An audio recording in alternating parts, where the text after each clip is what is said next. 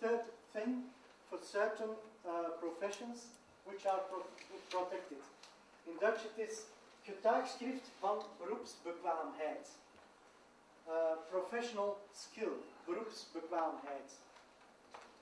The protected professions in Belgium are repair of bicycles and cars, construction and electrotechnical construction, personal care, butcher wholesaler, refrigerator fitter, dry cleaner and clothes dyeing, restaurant owner, caterer, banquet contractor, bakery and patisserie. So if you want to start these businesses, you need an additional certificate. The certificate of professional skill. You can get them in two ways.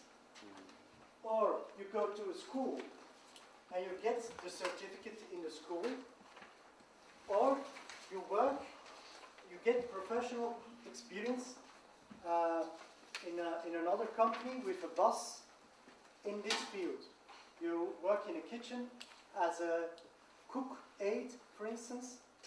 If you work in a kitchen as a cook aide for 3 years full-time or 5 years half-time, you get the ability to start your own restaurant.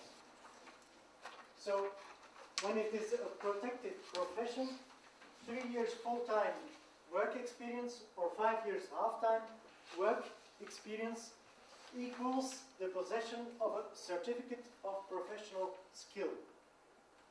So when you want to start a business in a protected profession, the way to start an own business is more difficult. योजनाहरू कसरी बनाउन सकिन्छ र बेल्जियमको नियमअनुसार अहिले भर्खरै update भएका नयाँ नियमहरू के छन्? Helping people who want to start a business with their business plan.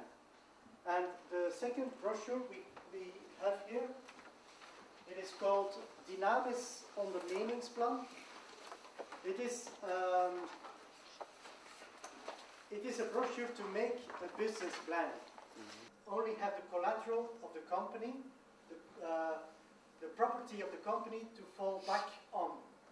Your own property, private property, stays out of the company after 3 years. You write down why you think you will be successful. And the better you write it down, the more chance indeed you have in becoming successful. म अहिले बेल्जियममा चाहिँ व्यापार गरिरहेको छु। मेरो चाहिँ बेल्जियममा जापानी restaurant छ। अहिले तत्काल मेरो 3वटा रेस्टुरेन्टहरु कन्टिन्यू भइरहेछ। हजुर वास्तवमै यस्तो प्रोग्राम हुनु भनेको हामी एउटा जति पनि नेपाली कम्युनिटी छौं बेल्जियममा बसोबास गरेको उनीहरुको लागि चाहिँ अति नै एउटा राम्रो प्रोग्राम हो। विशेष गरी यो चाहिँ हामी एउटा व्यापार गरिरहेको भन्दा पनि जुन एउटा व्यापार स्टार्टिङ गर्ने मान्छे हुनुहुन्छ नयाँ बिजनेसम्यानहरु उहाँहरुको लागि चाहिँ यस्तो प्रोग्राम भनेको एकदमै बहुतै राम्रो प्रोग्राम भएको छ र जुन एउटा चाहिँ नेपाली एमबेसीको पहलमा र साथै हाम्रो एउटा नेपाली बिजनेसम्यान एसोसिएसनले चाहिँ यो संयुक्त पहलमा यो प्रोग्राम भएको छ। यो चाहिँ बहुतै राम्रो प्रोग्राम भएको छ र जहाँसम्म लाग्छ मलाई यस आजको यो प्रोग्रामबाट चाहिँ जति पनि नेपालीहरु अब व्यापार गर्न चाहिरहेछन् कति मान्छेहरु छन् यहाँ जो व्यापार गर्न चाहिरहेछन् तर उनीहरुले चाहिँ गर्न सकेका छैनन् किन भन्दाखेरि उनीहरुलाई आइडिया छैन। त्यसकारण यस्तो आजको यो प्रोग्रामबाट चाहिँ जहाँसम्म लाग्छ मलाई चाहिँ जति पनि छन् यहाँ नेपालीहरु व्यापार गर्न खोजिरहेको नयाँ व्यापारीहरु उनीहरुले चाहिँ बहुतै राम्रो सहयोग मिलेको छ। Also an existing company has to think about its business plan. But of course before you start it's the most important thing to do. Making a business plan, because this business plan tells you if you will be successful, yes or no. Of course, you have to sell afterwards, and you don't know how much you will be selling. But this business plan will tell you if it's possible per barber visit 10 euros, 30 minus 20. You know, when you get 10 euro for one visit, you don't have a good case. He has to sell the shampoo for 5 euros, or buy it cheaper, maybe at 1 euro or 1.5 euro. So its margin is much too little to too small. So that's what a business plan tells you. If your margin is small, you have to rethink. Because in Belgium, and I know there are already people having a business here, when you start a business as a natural person, your revenue on yearly base is easily about 30,000 to 50,000 euros a year. When you have a revenue of less than 20,000 euros, you count it out here, less than 20,000 euros, don't start, because you won't survive. About 30,000 is a little bit minimum. It depends, of course, on the nature of your business. Like the freelance journalist, he only has to, he doesn't have much costs. So all the things, all his invoices are indeed his revenue. So it can be lower for him. But when you have to buy a stock, you have the stock plus other costs, and then you come easily to 50,000 euros.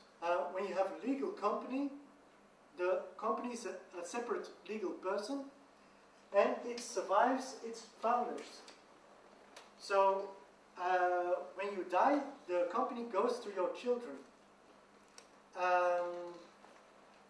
And that's a big difference between starting a business as a natural person and starting a business as a legal company. Now, the transfer mode of the ownership is further limited by the shape of the company. You have the BVBA. BVBA means besloten vennootschap. Besloten, closed. It means the ownership is difficult to transfer. It is transferable, but it's more difficult. You also have the naamloze vennootschap, nameless company. There the shares don't have a name. So the share is more easily transferred in a naamloze vennootschap. So the shape of the company also determines the possibility to transfer the ownership. But in a legal company, ownership can always be transferred. आज खासै धेरै राम्रो कुरा सिकियो कसरी व्यापार सुरु गर्ने व्यापार सुरु गर्नलाई कस्तो कोर्सहरु फलो गर्ने अनि यहाँ विभिन्न किसिमका ट्याक्सहरुको बारेमा हामीले सिक्यौं It's not a tax for businesses. So the only thing that you have to do is collect the VAT and transfer the VAT to the VAT administration. So the excess of VAT received minus VAT paid, you pay VAT to your suppliers, but your clients pay VAT to you. So the excess of it you have to transfer to the VAT administration. So you have to treat the VAT as something that belongs to the government. It doesn't